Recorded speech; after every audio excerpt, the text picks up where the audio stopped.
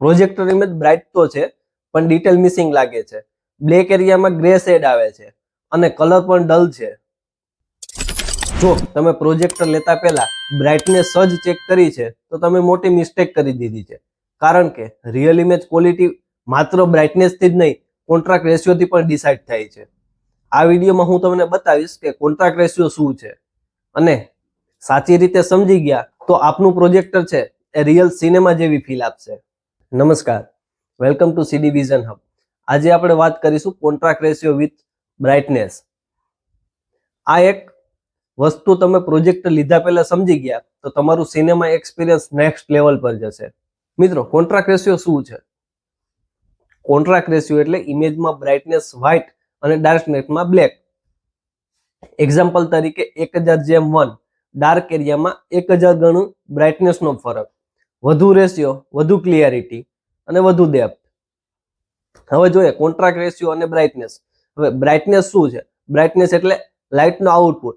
આપણે આગળના વિડીયોમાં જોયું લુમેન્સ છે એ બ્રાઇટનેસ, કે બ્રાઇટનેસ એટલે લાઇટનો આઉટપુટ. હવે કોન્ટ્રાસ્ટ છે એ ઇમેજની ડેપ્થ છે, ડિટેલ્સ છે.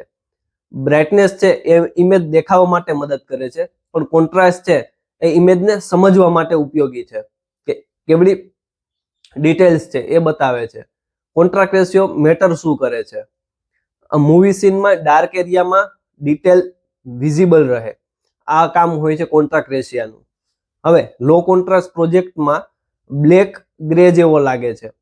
હાઈ કોન્ટ્રાસ્ટ પ્રોજેક્ટર હોય તો એ ઓરિજિનલ સિનેમા જેવી ફીલ આપે છે. રૂમ લાઇટ અને કોન્ટ્રાસ્ટ રેશિયો, આ બંનેમાં કોઈ ડિફરન્સ હોય છે કે બંનેમાં કમ્પેરિઝન કરવું પડે છે?